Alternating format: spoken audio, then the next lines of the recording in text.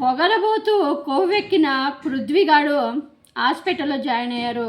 అది దేనికి అంటే వైఎస్ఆర్సీపీ సోషల్ మీడియా దెబ్బకి హాస్పిటల్లో జాయిన్ అయ్యారు. చూసాము 3 రోజుల నుంచి ఎంత ట్రోల్కి ఈయన మాట్లాడిన ఒక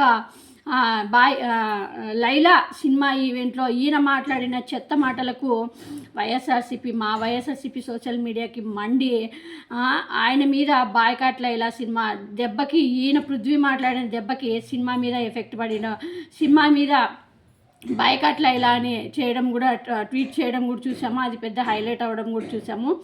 కానీ ఈయన మాట్లాడిన మాటలకి హీరో విశ్వసేన్ గారు వచ్చి సారీ కూడా చెప్పడం జరిగింది. తర్వాత సరే ఆయన సారీ చెప్పారు, ఎందుకంటే హీరో మీద మాకు ఎలాంటి కోపం లేదు కాబట్టి సరే అని మా వాళ్ళు కూల్ అయ్యే లోపలే మళ్ళీ పృథ్వీగాడు మళ్ళీ నేను ఎందుకు సారీ చెప్పాలి, నేను సారీ చెప్పను, నేను తగ్గేదే లేదన్నట్టు మళ్ళీ పొగురు మాటలు మాట్లాడాడు. దీంతో మళ్ళీ మండింది వైఎస్ఆర్సీపీ సోషల్ మీడియాకి. సో దీంతో ఇంకా మళ్ళీ ట్రోల్స్ ఆపడం లేదు, మళ్ళీ కూడా బాయ్కాట్లు ఇలా అంటూ కూడా మళ్ళీ స్టార్ట్ చేసేసారు. దీంతో దగ్గర 1,20,000 ట్వీట్లు కూడా పడినట్టు తెలుస్తూ ఉంది. సో అయినా దీని దెబ్బకి మరి కానీ వీడి దెబ్బకి మాత్రము సినిమా బలైపోయిందని చెప్పుకోవాలి.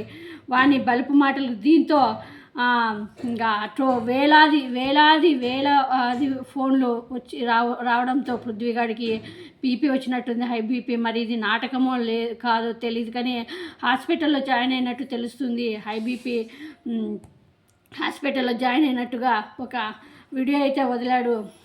ఇది హాస్పిటల్లో జాయిన్ అయినట్టుగా మనకి తెలుస్తుంది. ఇది మరి ఇది అంటే మాట్లాడే ముందు నోరు అదుపులో పెట్టుకుంటే బాగుంటుంది కదా. దీనివల్ల వీడి వల్ల ఇప్పుడు ఒక సినిమా బలైపోతుంది.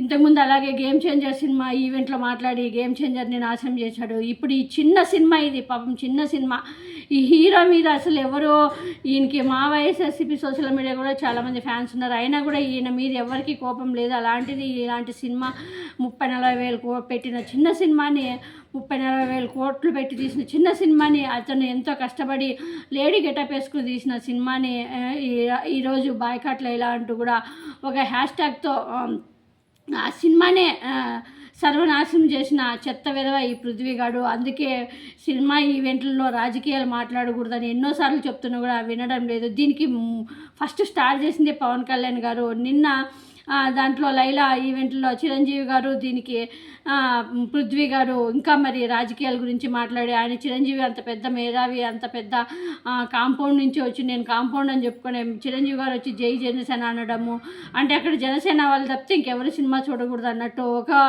ఒక సెక్షన్కే అది పరిమితం చేసేసాడు చిరంజీవి అనేది కూడా అర్థమైపోతుంది. సో ఈ దెబ్బకి social media, YCP social media, ఎందుకంటే ఆ పృథ్వీ గారు మాట్లాడిన మాటలకి వైఎస్ఆర్సీపీ సోషల్ మీడియాకి మండికి, ఎందుకంటే జగన్మోహన్ రెడ్డి గారి పార్టీని కానీ ఏదైనా అంటే తట్టుకోరు వైఎస్ఆర్సీపీ సోషల్ మీడియా. సో దీంతో దెబ్బకి తట్టుకోలేక హాస్పిటల్ పాలయ్యారు ఈ పృథ్వీ గారు.